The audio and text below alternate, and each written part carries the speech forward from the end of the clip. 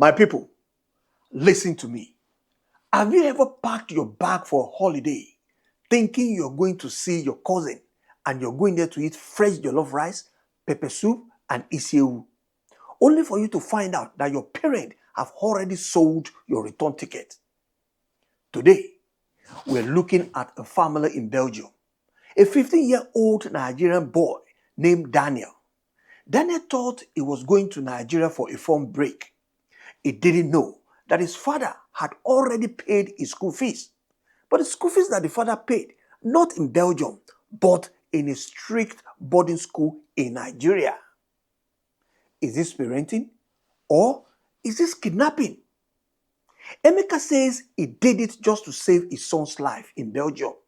But Daniel, the son, says that his parents betrayed him. And now, the Belgium authorities themselves, they are now calling the house, asking Mr. Emeka, where is your son? Sit down. Let's talk.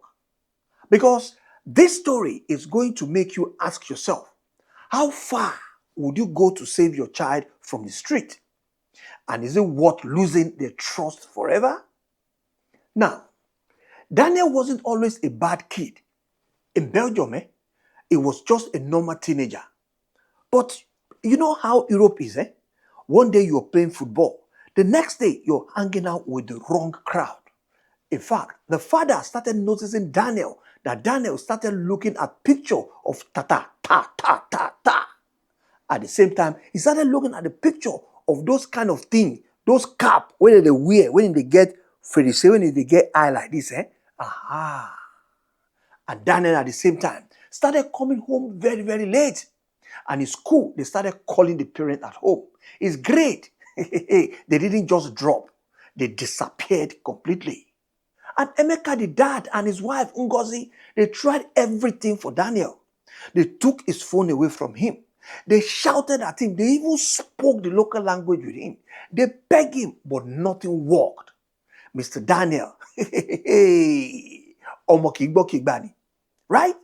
But one night, Daniel didn't come home until 3 a.m. in the morning. Emeka looked at his son and saw a stranger in his son.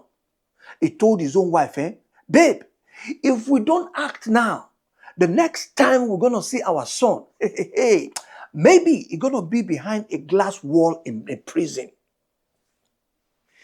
That was the night the plan was born. No more talking, no more cho, no more warning, just a family holiday to Nigeria. My people, imagine the excitement. Daniel was packing his designer sneakers. Daniel was even packing his skating board, thinking about the sun in Nigeria and about the beach in Nigeria. Immediately they landed Palm in Lagos. They laughed. Daniel eats isiewu. Daniel eats pepper soup. Then one strange morning, his father says, Daniel, let's go for a ride. Let me show you around how Lagos is. When I will at the talk say Lagos, say they spend. I'm going to show you the beautiful side of Lagos. After like 30 minutes drive, they pull up to a big gate. High wall, uniforms right in front of Mr. Daniel. Daniel thinks, probably, maybe they are visiting the relatives. But then, Emeka bring out a file and hand over that file to a man in suits. Daniel asks the dad, Dad, what is this? His father looked kuro at him and says, this is your new home. We are going back to Belgium on Friday. You are staying here now in Nigeria. Chai! Can you imagine the shock? Daniel begged. Daniel cried. Daniel rolled on the floor, held the dad's leg, and started crying, wojo. Instantly, Daniel starts to make some promises that, Dad, please, I'm going to be a good student. If you ever give me another chance to go back to Belgium, don't leave me here. Don't leave me alone, please. But the gates suddenly closed. His parents, they drove away. They believe that they are rescuing him from all the bad boys in Belgium. But to Daniel, it felt like his own blood had sold him into exile. For a few months, Emeka and Ngozi, they were very, very happy. The house was cool. No jagidi jagan, no bagba. No boys come into the house and start to ask from Daniel here and there. In fact, the moment they got to Belgium, peace had returned to the house. They thought our son is now safe. It's no more going to be in the hand of all these boys that do ta. But Daniel was smart. A very smart young boy. Daniel wasn't studying in school. He was planning his own gimmick. He managed to get he managed to get to a friend back in Belgium. He told that his friend, please, my parents tricked me to Nigeria and I'm being held here against my will. Help me. You're the only one that can help me, bro. You're my paddy now. That friend told his mother right straight away. That mother also told the school, and instantly, the school, they now called the police. In Europe, you can't just make a child disappear from school system without any questions. No. One afternoon, Emeka's phone rang.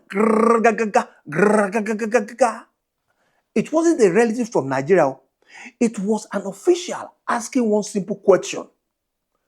Mr. Emeka, hoe gaat het met jou? We know your son didn't show up for the new term.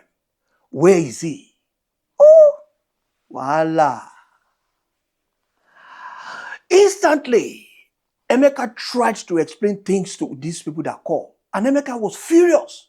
Emeka said, I am his father. I am saving him from the street. I know what is best for my son. The boss you guys are talking about now was hanging with all these trouble boys in the neighborhood. I know the best for my son. I'm an African man. I know what is good for him. Please don't call this line again. But the official didn't want to hear about African discipline. They only wanted to know why a Belgian citizen was taken to another country under a lie. Ngozi started to panic. The wife started to shake. The wife instantly carried the wrapper, put him here for the chest. She told the husband, Emeka, please, let us just go back and bring this boy. Otherwise, these people, they can come back and take our daughter too. But Emeka is a proud man. Emeka said, no way. He's not coming back to Belgium. If he should come back here, this boy will not respect us. I'm a man. I'm an African man. Odogu for that matter. No way. He's not coming back. My people, while they were arguing about who was right or who was wrong, these people, they were losing the one thing you can't buy with school fees. That is trust. When Emeka finally called Daniel, he didn't even hear a repentant son. He heard a boy who said, I will never in my life forgive you people for lying to me. That was the statement that came out from Daniel's mouth. So, what finally happened to Daniel? When the Belgian authority got involved in this case, Emeka and Ngozi realized that this was no longer just a family matter again. The law was now in their living room. Under pressure from the police, Ngozi eventually traveled straight to Nigeria and brought Daniel back to Belgium with return ticket. But Daniel didn't just walk into his bedroom and say, sorry, Dad, everything had changed. No, he didn't do that. He didn't do that. The authority began a series of intensive interviews. They spoke with Daniel alone. They even questioned the parents one after the other. In fact, they spoke with the little girl at home as well because they wanted to know one thing. Why was a minor taken to another country under a lie? Why? Even though you're the parent, but this boy belongs here. During those talk, the truth came out. Daniel wasn't just a rebellious anymore. He was deeply hurt. The trust was so broken that the authority now decided it wasn't safe anymore, or even it wasn't even healthy for Daniel to live under the same roof with his father. Can you imagine the irony of life? Social service stepped in simply because Daniel was only 15 years old. He was placed under the supervision of child welfare and moved straight into a separate living arrangement. My people, look at the tragedy of Emeka's plan. Emeka sent his son to Nigeria to keep him away from the outside influences and the streets. But now, his son was back in Europe and is now living completely outside of his control. This was the price nobody expected.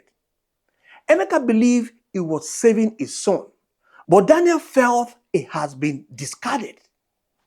Once the law entered the middle of the relationship, it was no longer about African discipline anymore. It now became a child welfare case. The family is now trying to rebuild their life, but you cannot fix a broken heart overnight. It's not possible. Emeka, as we speak, he succeeded in one thing. He got Daniel away from the bad crowd. But in doing it through deception, he lost the one thing he valued most, the right to be the one person who decides what happened to his child. He lost it completely. So, African Black Gold TV family, let us settle this in the comment. We know that the streets of Europe and America are swallowing our children like vacuum cleaner. We know the fear that keeps parents awake at night. But is deception the right way to save them? If you send your child to Nigeria to straighten them out, but they now come back hating you, have you actually won, or have you just traded one problem for another one? And let me hear from the parents, especially you that are watching me today.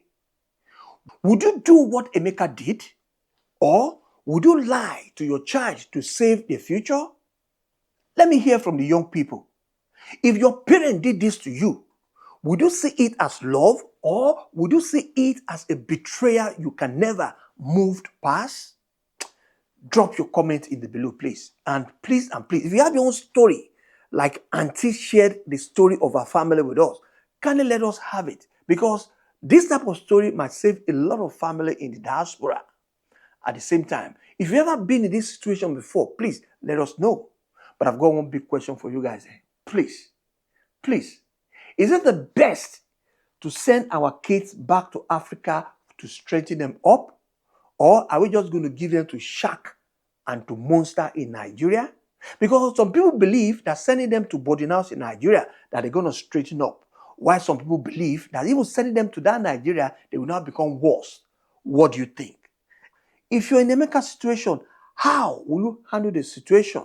Hence, you know that the authority had stepped in. Let us pray that God should guide us in a way to take care of our kids. Drop your comment below. Let's talk man to man, woman to woman. This is African Black Gold TV. And if you have your own story that you want to share with us, the link is in the description. At the same time, the WhatsApp number is right up here. I'm going to see you guys in the next episode. And please, this is the price of a heavy cost of forcing your child to Nigeria. Don't forget to subscribe. I'm going to see you guys in the next one. Bye for now.